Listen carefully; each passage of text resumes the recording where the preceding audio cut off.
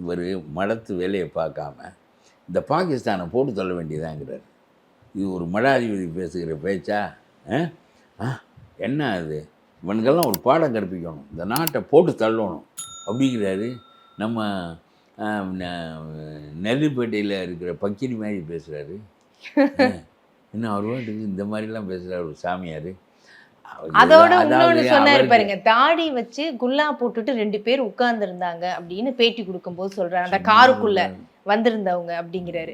அப்ப இது எவ்வளவு பெரிய ஆபத்தாக முடியும்னு நினைக்கிறீங்க? ஒரு மனநோயாளி, எப்பொழுது பார்த்தால் என்னை கொல்ல வருகிறார், என்னுடைய மடத்து சொத்தை எல்லாம் எடுத்து கொண்டு விட்டார்கள், எனக்கு வருமானம் இல்லை, அரசாங்கம் வர வேண்டிய எனக்கு. அவரும் ஒய்பிரிவு பாதுகாப்பு கேட்பார். இப்படியே 2 நாளைக்கு பேசி கொண்டு விட்டு இந்த நாட்டில் இது ஒரு நோய்.